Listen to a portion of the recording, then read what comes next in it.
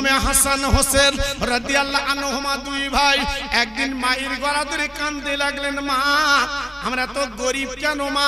মা কিছু বলে না। ইমামে হাসান হোসেন বলছে, মা আমরা নানার কাছে প্রশ্ন করব। দুটো বাচ্চা ছুটে ছুটে বাবা মদিনার মসজিদে গেছে, নবীজির কোলে উপরে বসে গেছে। সাহাবীরা দেখতে লাগলেন, নানার গলা ধরে বললেন, নানা ও নানা নানা আমরা তো গরিব কেন বলো? তুমি হলে আল্লাহর দোস্ত, আমার মা হলো আল্লাহর জান্নাতের রানী, আমার আব্বা হলো আসাদুল্লাহর গালিব, আমরা তো গরিব কেন? আমার নবী পাক দেখল, মানিক রে এখন আমি বলবো না, পরে বলবো, যা যা তোরা বাড়ি যা। হাসান হোসেন বলে, মা আয় আমার নানা গো, আমরা এমনি এমনি বাড়ি যাবো না, তোমার কাছে করে এসেছি, আমাদের ক্ষুধা জ্বালা মিটিয়ে দাও। আমার নবী পাক দেখে বললেন, ও আমার নয়নের নাতি রে, ও আমার কলিজার টুকরা, ও ফাতিমা রক্তের জিগার রে, একবার আমার পেটের দিকে তাকিয়ে দেখ, তোরা যেমন ক্ষুধার্ত ভুকার্ত, আমি নবী তোদের মতো ক্ষুধার্ত পেটে পাথর বেঁধে জীবন কাটাই, আমি নবী যদি খেতে পাই না।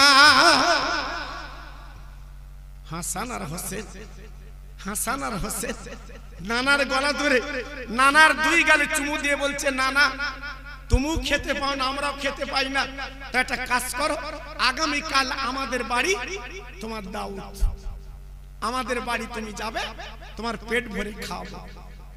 নবী পাক মুস্কে হেসে বলল, নানু তোরা মস্কারা করছিস, তোরা ঠাট্টা করছিস, আমার খাবি পেট ভরে? হাসান হোসেন বলছে, না না আমরা না তোমার নাতি, জীবনে বাজে কথা বলা মানুষ আমরা না, আমরা কথা দিচ্ছি কাল পেট ভরে খাবো। নবী পাক বলল, ঠিক আছে আমি কাল যাবো তোদের বাড়ি, দেখি তোরা কি করে খেতে দিস। ঠিক আছে। আল্লাহর নবীর দুটো নাতি নানার গালে চুমু দিয়ে চলে গেল। যাবার পরে কি করলেন, মায়ের কাছে ডেকে বলছে, মা গো আমরা পেটে ক্ষুধা জ্বালা নানার জানালাম, কিন্তু নানা তো খাবা না। আম্মা জান গো আমরা দুই ভাই একটা কাজ করে এসেছি, তোমার বলিনি, কি করলি বল বল? আম্মা জান গো আমার দয়ার নানা, দয়ার নবী নানাকে আমরা দুই ভাই দাওয়াত করেছি, আগামীকাল আমাদের বাড়ি দুপুরবেলা আসবে, আর বলে এসেছি পেট ভরে খাইয়ে দেব। ও ভাইরা রে, নবীর মেয়ে জর্জর করে কাঁদাল লাগবো, আমার দুটো নয়নের মানে আজান হচ্ছে, এমন একটা কাজ করেছে, কিন্তু আমার ইজ্জত কি করে রাখবো, সম্মান কি করে রাখবো, আমার ঘরে কোনো দানা মানি তো কিছুই নেই, এই বলে ঝরঝর করে কাঁদতে লাগলো, চোখের মানি ফেলতে লাগলো। হাসান হোসেন বলে, মা গো তোর আব্বা তোমার বাড়ি আসবে, এই কথা শুনে তুই কাঁদছো কেন? আমরা দুই ভাই নানার কি দাওয়াত ফেরত দেব? আম্মু আম্মু আমরা কি নানার দাওয়াত ফেরত দেব? আল্লাহর নবীর মেয়ে কেঁদে কেঁদে বলেছিল, আরে আমার নয়নের মানিক হাসান হোসেন তোরা দাওয়াত ফেরত দিবি কেন? তোরা কি জানিস না, সুবহানাল্লাযী আসরা বিআবদিহি লাইলা মিনাল মাসজিদিল হারাম ইলাল মাসজিদিল আকসাল্লাযী বারাকনাহু লাহু লিনুরিয়াহু মিন আয়াতিনা ইন্নাহু সামিউল বাসীর। আমার মানিকিরে আমার আল্লাহ নিজে দাওয়াত করে আল্লাহর বাড়ি নিয়ে যায়। তোরা যখন দাওয়াত করেছিস আমি হ্যাঁ বলবো না, আজকের আমি বলে কার্পণ্য করবো না, আমি কোনো বলে দুশ্চিন্তা করবো না, তোদের কথা মতো কালকে আমার আব্বাকে পেট ভরে খাবার ব্যবস্থা করব। হাসান আর হোসেন দুই ভাই মায়ের গলা ধরে একটু মুস্কে হেসে দিয়ে, আম্মু আম্মু হবে কালকের খাবার, তাহলে আমি কথা দিচ্ছি তোরা যখন দাওয়াত করেছিস তোদের ইজ্জত আমার আল্লাহ বাঁচাবে। জোরে বলে চিল্লে বলুন, এ তো আমাদের মানা বাবা, এ তো আমাদের মানা। ছেলে যদি ভাইরা বা দাউদ করে আসে, আর যদি দুটো বন্ধু দাউদ করে আসে, বাড়ি এসে যদি মার সাথে বলে মা যেন তেলে বেগুনি জল, তোর দাউদ করতে কেটা বললেন, তোর কেটা বলেছিল? হ্যাঁ জি, কিন্তু জানে না রুজির মালিক আল্লাহ। এ কথা আমরা ভুলে গেছি, বা ভুলবো না কেন? বিসমিল্লাহ বলে ভাত চড়াতে আমরা চড়াই, বিসমিল্লাহ বলে কাজ করতে আমরা করি, ওসব তো আমাদের মধ্যে নেই। আল্লাহর নবীর মেয়ে সন্ধ্যার পরে হাসান হোসেনকে ঘুম পাড়ালো, আলী ঘুমিয়ে গেল। যা ঘরে ছিল বাবা একবার লক্ষ্য করে দেখুন। এইবার মা ফাতেমা রাত 12টার পরে আল্লাহর কোরআনটা নিয়ে নামাজের পাটিতে রেখে তাহাজ্জুদের নামাজ পড়ে কোরআন পড়তে লাগলেন। কোরআন বন্ধ করে কোরআনটা বুকে নিয়ে কাঁদে, আল্লাহ তুমি তো জানো আমি গরিব, আমার ঘরে তেল নেই, আমার ঘরে ডাল নেই, আমার ঘরে তেল নেই, আমার ঘরে সবজি নেই, আমার ঘরে কিচ্ছু নেই, আমার ঘরে তোমার দয়া আছে। আল্লাহ রে, আমার হাসান আর হোসেন তোমার বড় পেয়ারা, আমার আব্বার বড় পেয়ারা, ওরা বুকে যখন দাওয়াত করে এসেছে আগামীকাল দুপুরবেলা খাবো, আমার ঘরে কিছু নেই, আমি নবী বংশের মানুষ, আমি কারো কাছে হাত পাততে পারবো না। এই তাহাজ্জুদের নামাজ পড়ে কোরআন নিয়ে তোমার কাছে হাত পাততে, আল্লাহ রুজির মালিক তুমি আল্লাহ। নারায়ে তাকবীর, নারায়ে তাকবীর। কত বড় আবেদা, কত বড় জাহেদা। জি, নবীর বংশের মানুষ কারু কাছে হাত পেতে চাবে, এ ক্ষমতা ছিল না, এ পাওয়ার নবী দেয়নি। নবীর একটা ইজ্জত আছে, নবীর একটা সম্মান আছে, কারু কাছে চাইতে পারবে না। জি, তাই চাচ্ছে সামাম ব্রহ্মাণ্ডের মালিক আমার আল্লাহর কাছে হাত তুলে চাচ্ছে, আল্লাহ অন্তত তুমি ইজ্জতটা বজায় রাখো, ইজ্জতটা সম্মানটা বজায় রাখো, একটুখানি দাও, রুজি দাও। কাঁদছে, কাঁদতে কাঁদতে ফাতেমা তাকিয়ে দেখে প্রায় সকাল হতে যায়। কিছুক্ষণ পরে বেলাল আজান দেবে মদিনার মসজিদে, আসসালাতু খায়রুম মিনান নাওম। ফাতেমা চোখের পানি পড়ে আল্লাহর কোরআনটা ভিজে গেল, আল্লাহর কালামটা ভিজে গেল, আল্লাহর কোরআনটা ভিজে গেল। ও ভাইরা রে, ঠিক ফজরের একজন ডেকে বলছে, ও নবী নন্দিনী ফাতেমা রে, ও জান্নাতের রানী হাসান হোসেনের মা, আর তুমি কাঁদবে না, একটাবার পাঁচিলের কাছে এসো, তোমার আব্বার জন্য রুজির ব্যবস্থা করেছি।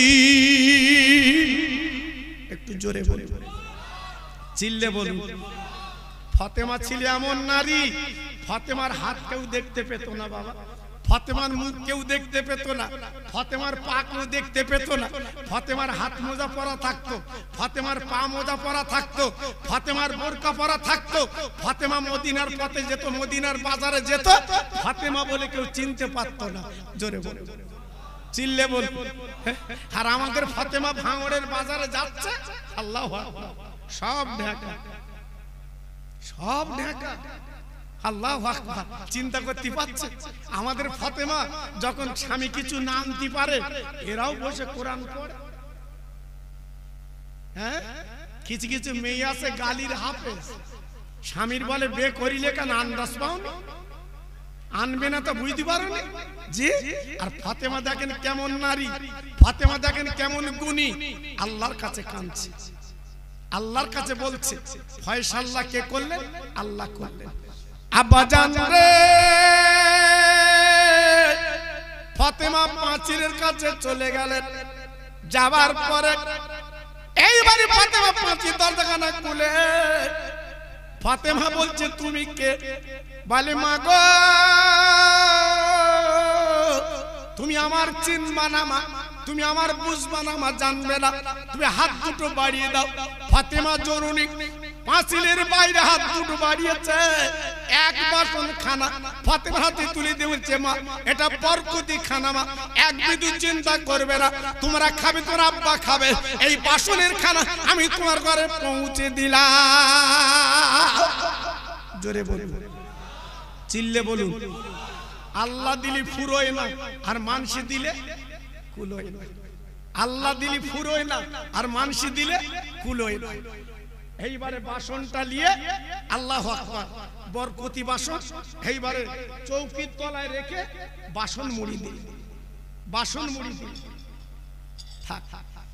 ফজরের আজান দিয়েছে বেলাল, নামাজ পড়ে নিলেন। নামাজের পরে পাঁচিলের কাছে নবী নন্দিনী দাঁড়িয়ে আছে, আমার আব্বা আসবে গো, একটা ডাক দেবে, আমি দরজাখানা খুলে দেব, আব্বার গলাখানা জড়িয়ে ধরবো। আজকে আমার মা নেই, মা নেই, আমার মা নেই, মা নেই। আমার ফাতেমা কত আদর করে আমার আব্বা আমাকে ডাকে। এই বলি ফাতেমা দাঁড়িয়ে, আল্লাহ নবী আসবে। আহারে ফজরের নামাজ কালাম পড়ে সাহাবীদের বলল, বাবারা আমি আমার মেয়ে ফাতেমার বাড়ি দাওয়াতে যাচ্ছি। জোরে বলুন, আর একটু জোরে।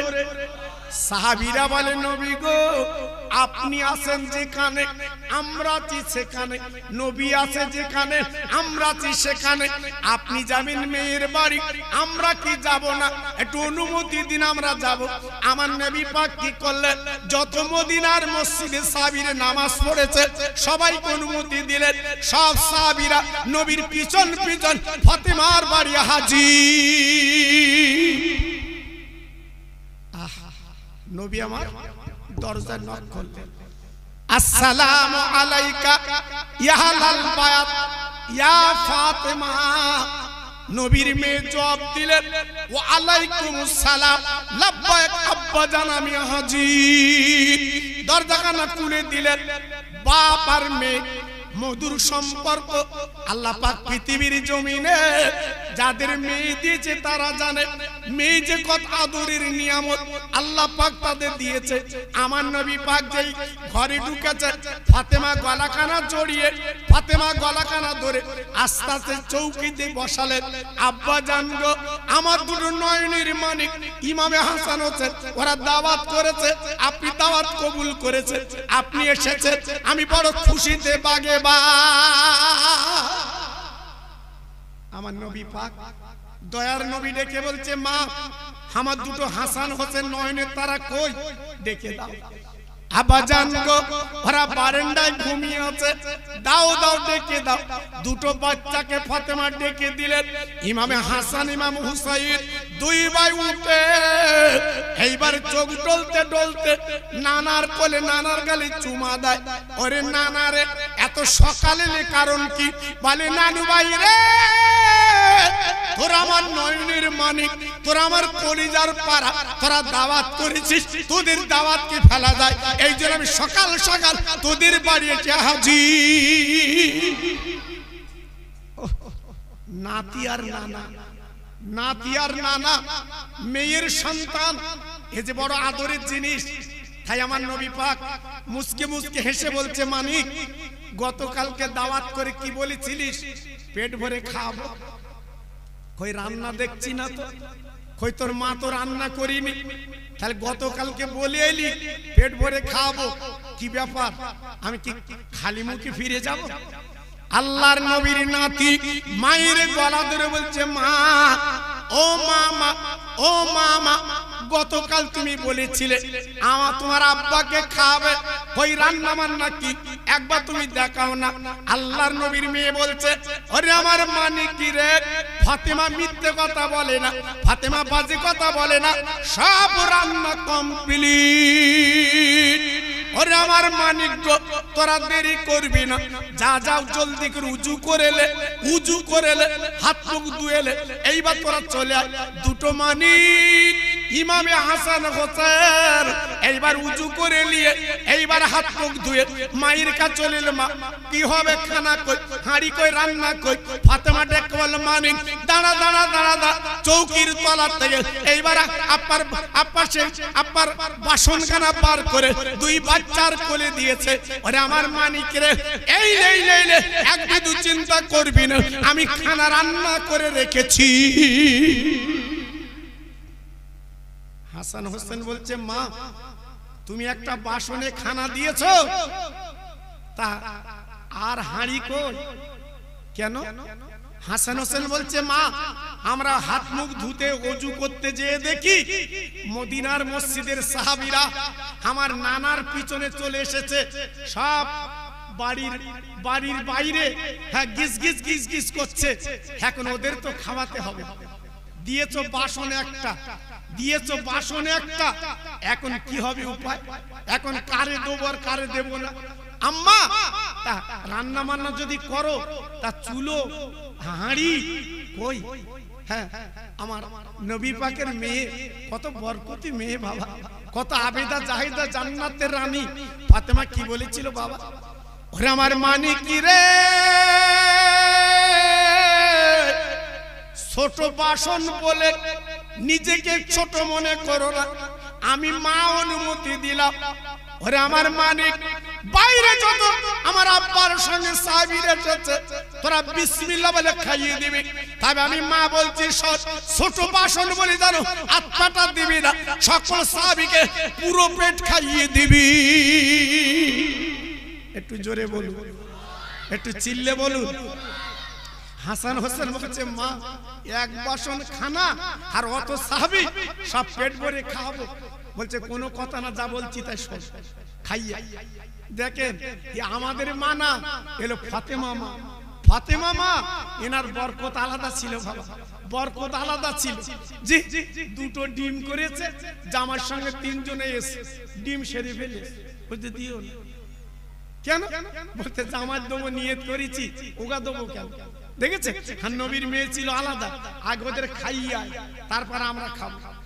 আল্লাহর নবীর নাতি ইমামে হাসান হোসেন বিসমিল্লাহ বলে যত সাহাবীরা ছিল সবাইকে এইবার বন্টন করে দিল, পেট ভরে খাইয়ে দিল।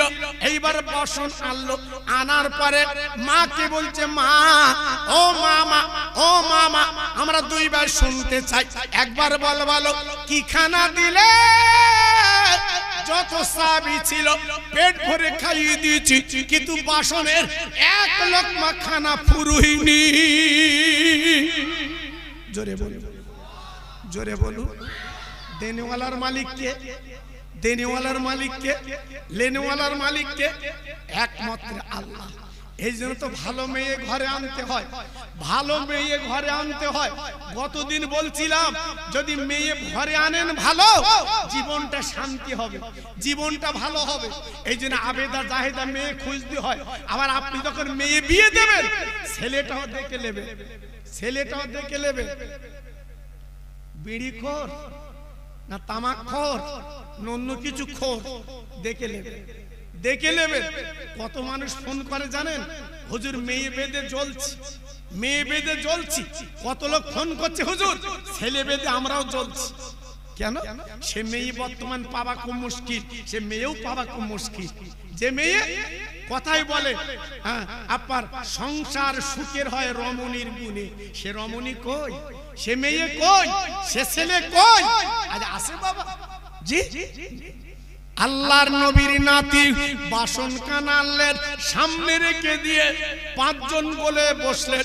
আমার নবী নিজে, হাসান আর হোসেন, মা ফাতেমা, হযরতে আলী, পাঁচজন বসে এইবার খেতে লাগলো, এইবার খেতে লাগলো। খেতে খেতে খাওয়া হয়ে গেল, ক্ষুধার জ্বালা মিটে গেল, কিন্তু বাসনের খানা বাসনই রয়ে গেল। ফাতেমা আব্বার গলা কাটা জুড়ে বলছে আব্বা রে কি ব্যাপার বুঝলাম না, অত সাহাবীরা খেলো আমরা খেলাম কারণটা কি?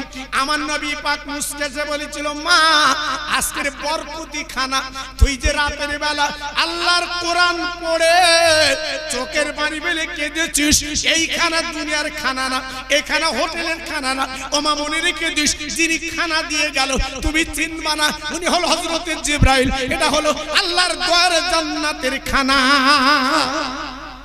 জোরে বলুন, চিল্লে বলুন।